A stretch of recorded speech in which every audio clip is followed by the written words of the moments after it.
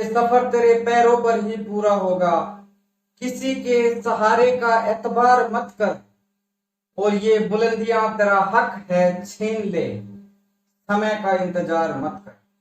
नमस्कार, स्वागत है आप सभी का आपके अपने चैनल पर, जहां पर आज हम अरबों का आक्रमण पढ़ेंगे। तो सबसे पहले हमारे लिए महत्वपूर्ण ये हो जाता है कि इसकी पृष्ठभूमि को जानना हमारे लिए जरूरी है। देखिए, 6ठी शताब्दी ईस्वी पूर्व अरब के अंदर क्या हुआ था कि इस्लाम का उदय हो गया था। अब एक नए धर्म का उदय हुआ है, तो उसके प्रचार के ऊपर भी बातें होंगी, उसका प्रसार भी होगा। और जब किसी भी धर्म को लोग नया नया अपनाते हैं तो उसको बहुत मानते हैं, तो इसीलिए ये प्रक्रिया लगातार चल रही थी और इस्लाम धर्म का लगातार प्रचार किया जा रहा था। तो इसी समय में आप देख पा रहे हैं इराक। सबसे पहले हमें क्या देखना पड़ेगा? इराक। यहां का एक शासक होता था, कौन होता था? अल हज्जाज। ठीक है। अब ये इराक है कहां पे? यहां पर आप देखिए, ये आपको मैप में इराक दिखाई दे रहा है। यहां का शासक कौन था? अल हज्जाज। अच्छा, अब देखिए, जब पैगंबर मोहम्मद ने जब इस्लाम धर्म की शुरुआत की थी, तो उस समय उसके जो उत्तराधिकारी थे उनको क्या कहा जाता था? खलीफा। क्या कहा जाता था? खलीफा। अब ये खलीफा था क्या? देखिए, जो खलीफा होता है वो पृथ्वी पर खुदा का प्रतिनिधि होता है, इस तरीके से आप मान सकते हैं। और जो पैगंबर मोहम्मद के जो उत्तराधिकारी थे वो क्या कहलाए? वो कहलाए खलीफा। और जब इराक पर अल हज्जाज शासक होता था तो एक खलीफा होता था, कौन होता था? वालिद। ठीक है, ये उस समय खलीफा होते थे। तो इन्होंने क्या किया? अपना प्रचार करना शुरू किया। और श्रीलंका के अंदर, श्रीलंका का एक शासक था जिसने इस्लाम धर्म को स्वीकार कर लिया। और जब इस्लाम धर्म को स्वीकार किया तो उसने उसको कुछ भेंट दी। जो खलीफा था उसको उसने कुछ भेंट भेजी, या आप कह सकते हैं कुछ उपहार दिए। तो जो उपहार दिए वो आप देख सकते हैं श्रीलंका से चलते हुए, और जब ये आए तो एक सिंध प्रदेश था। सिंध प्रदेश के अंदर एक देवल क्या थी? बंदरगाह थी। और जो सिंध प्रदेश का शासक था, सिंध प्रदेश पर दाहिर नाम का राजा शासन करता था, और इसकी राजधानी थी रोवर। इसकी राजधानी होती थी। अब क्या हुआ कि जब ये देवल बंदरगाह पर आया तो यहां पर कुछ डाकुओं ने जो श्रीलंका के जो शासक द्वारा जो भेंटें भेजी गई थी उसको लूट लिया। जब ऐसा हुआ तो इराक का जो शासक था अल हज्जाज, उसको बहुत गुस्सा आया और उसने कहा, दाहिर, या तो तू मुझे वो जो भेंटें थी वो मुझे जुर्माने के तौर पर, हर्जाने के तौर पर, उसके बदले में मुझे तू धन दे ताकि उसकी पूर्ति हो सके। लेकिन दाहिर ने कहा कि मैंने तो धन नहीं लूटा है, डाकुओं ने लूटा है, और उसकी मेरी कोई जिम्मेदारी नहीं है, ना तो मैं आपको धन दूंगा। और उसने, दाहिर ने पूरी तरीके से उससे पल्ला झाड़ दिया। तो इस बात पर इराक के जो शासक थे हज्जाज, उसको गुस्सा आया और उसने क्या किया? मोहम्मद बिन कासिम, इनकी उम्र उस समय लगभग 17 साल होती थी मोहम्मद बिन कासिम की, और इनको बोला कि दाहिर ने क्या किया? उस भेंट के बदले में जो डाकुओं ने लूटा था, जुर्माना देने से मना कर दिया, और तुम जाओ उसके ऊपर आक्रमण कर दो, उसको सबक सिखा के आओ। तो मोहम्मद बिन कासिम ने कहा, ठीक है जी, उसको सबक ही सिखा के आएंगे। तो मोहम्मद बिन कासिम ने क्या किया? 712 ईस्वी में ताहिर के ऊपर दाहिर के ऊपर आक्रमण कर दिया। और ये जो युद्ध हुआ ये रोवर का युद्ध कहलाता है। क्यों कहलाता है? क्योंकि जिस सिंध प्रदेश पर दाहिर शासन करता था उसकी राजधानी कौन सी थी? रोवर उसकी राजधानी होती थी। ठीक है। अब मोहम्मद बिन कासिम जीत गया, लेकिन आप एक बात बताइएगा कि खुद के क्षेत्र में अगर कोई आक्रमणकारी आकर युद्ध करता है और जीत जाता है तो उसके पीछे जरूर कोई ना कोई कारण रहे होंगे। ठीक है। तो इसके पीछे जो सबसे बड़ा एक जो कारण था वो क्या था? मंजानिक। ठीक है। मोहम्मद बिन कासिम जो था आपने किसका प्रयोग किया था? मंजानिक का। और दूसरा किसका प्रयोग किया था? नफ्ता का। ये उसकी युद्ध की तकनीक थी जिसकी वजह से मोहम्मद बिन कासिम आसानी से जीत गया। सर ये नफ्ता क्या होता है? देखिए नफ्ता क्या होता है, आपने काफी बार युद्ध में देखा होगा कि जो तीर होते हैं तीरों के आगे अग्नि लगा दी जाती है और जो तीर जब दूसरी तरफ वार किया जाता है तो उनके आगे आग लगी हुई होती है। उसको क्या बोलते थे? नफ्ता बोलते थे। मंजानिक क्या होता था? देखिए मंजानिक क्या होता था, तो किले या फिर मंदिर तोड़ने के लिए इनका बहुत प्रयोग किया जाता था। किस तरीके से? देखिए ये जो आप देख पा रहे हैं इसमें एक साइड पर क्या है? बहुत भारी वजन है और इस साइड में क्या है? हल्का है। जहां पर हल्का है वहां पर एक बड़ा सा पत्थर रखा जाता था और रस्सी से जो बड़ा सा पत्थर था उसको नीचे खींच दिया जाता था और एकदम से क्या करते थे?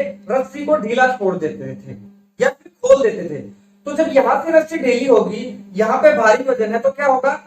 इस तरीके से जो बड़ा पत्थर था वो ऊपर उठ के जाएगा और जो भी वहां पे किला होता था या अगर वो मंदिर तोड़ने के लिए प्रयोग करते थे तो वो सीधा जाके बड़ा सा पत्थर उस पर लगता था और उससे वो आसानी से टूट जाता था। तो इन दो चीजों का बहुत अधिक प्रयोग किया मोहम्मद बिन कासिम ने इस युद्ध में, जिन्होंने उसकी विजय में एक महत्वपूर्ण भूमिका निभाई। अब ये होता है कि सर इराक का जो शासक था हज्जाज, उसने जो ताहिर पर आक्रमण किया, क्या सिर्फ यही एक कारण था? देखिए अगर आप इतिहास पढ़ेंगे तो उसमें काफी मतभेद होते हैं। कुछ मानते हैं कि यही एक कारण था, कुछ मानते हैं कि धर्म के प्रचार का भी उनका उद्देश्य था, और कुछ इतिहासकार मानते हैं कि पैसे के लालच में या पैसे के लिए उन्होंने ये आक्रमण किया था। और अगर आप किसी भी युद्ध को या राजनीति को समझने की कोशिश करेंगे तो उसमें दूसरे प्रदेश पर कब्जा करना और वहां से कुछ पैसे कमाना, ये उद्देश्य है।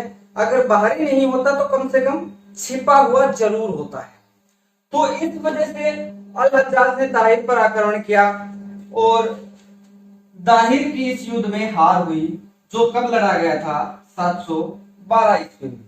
ऐसा बताया जाता है कि जब दाहिर की सेना हार जाती है तो जो रावर का जो किला था, जो दुर्ग था, वहां पर उनकी रानियों ने अपनी जो उनकी जो दासियां थी उनके साथ मिलकर आत्महत्या कर ली या फिर सती हो गई। ठीक है। उसका क्या अर्थ था कि अपनी इज्जत बचाने के लिए, उनसे बचने के लिए उन्होंने अपने आप को मौत के गले लगा लिया। ठीक है। अब उसके बाद क्या हुआ? उसकी दाहिर की दो बेटियां थी। ठीक है। दाहिर की दो बेटियां थी। उन बेटियों को जो मोहम्मद बिन कासिम था उसने कहां भेज दिया? खलीफा की सेवा में भेज दिया, वालिद के पास में उन दोनों को भेज दिया। अब उनका नाम क्या था? सूर्य देवी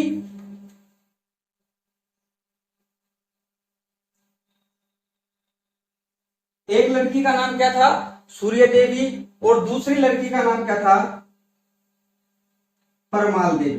ठीक है। अब इन लड़कियों को भेज दिया तो ऐसा बताया जाता है कि इन दोनों ने वहां पर बताया कि जो मोहम्मद बिन कासिम था उन्होंने आपकी सेवा में भेजने से पहले ही हमारे कामोरिया को भंग कर दिया था। यानी कि आप कह सकते हैं कि उनके ऊपर चरित्र हरण का आरोप उन्होंने लगाया। अब ये कोई ऐसा फैक्ट नहीं है कि जिसको हम ये मान ले कि ये सत्य है, लेकिन ये जानकारी हमें कहां से मिलती है? एक चचनामा, बहुत ही महत्वपूर्ण रचना है। क्यों महत्वपूर्ण हो जाती है? क्योंकि जो अपना अरबों का आक्रमण है जो मोहम्मद बिन कासिम ने किया था, उसके नजरिए से ये किताब बहुत ही हमारे लिए महत्वपूर्ण हो जाती है। और इसी के अनुसार सूर्य देवी और परमाल देवी ने आरोप लगाया कि उन्होंने हमारे कामोरिया को भंग किया है। इसके बाद क्या हुआ? मोहम्मद बिन कासिम को बताया जाता है कि मौत की सजा दे दी गई। मोहम्मद बिन कासिम को मौत की सजा दे दी गई और यहीं से मोहम्मद बिन कासिम का चैप्टर क्लोज हो जाता है। उसके बाद हमें मोहम्मद बिन कासिम के बारे में कहीं भी कोई खास जानकारी नहीं मिलती है कि उनका बाद में क्या हुआ।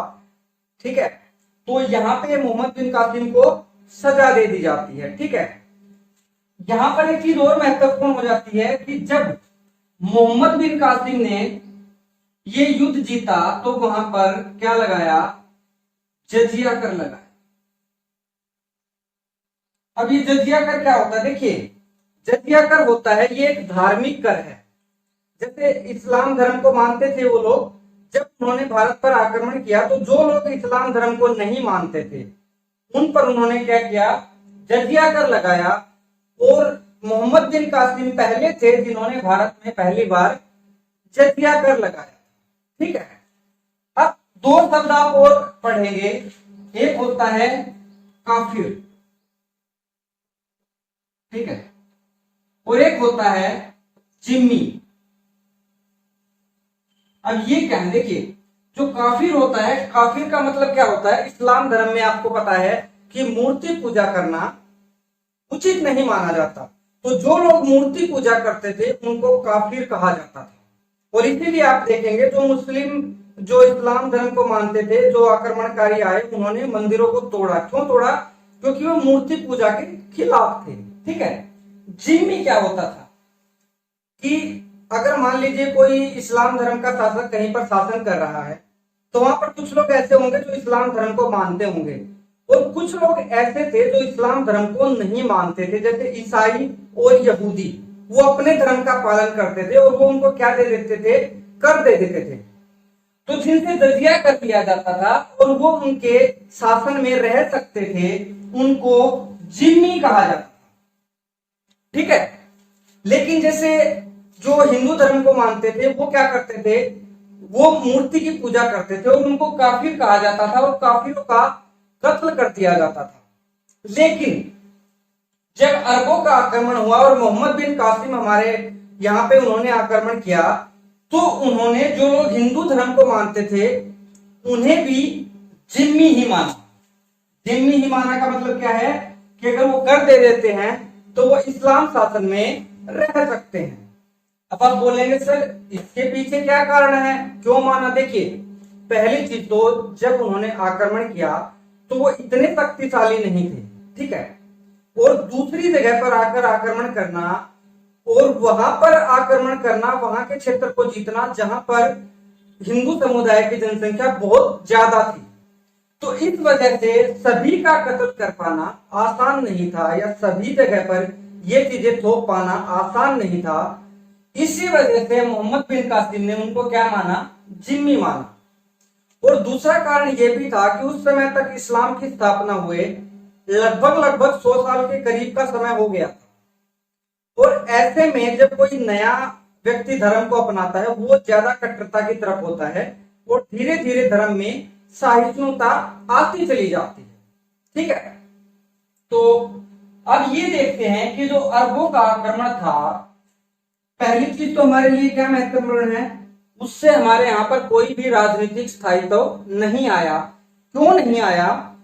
क्योंकि कुछ समय के बाद यहाँ पर जो इस्लाम धर्म को मानते थे या जो उनका शासन था वो ज्यादा समय तक नहीं रह पाया।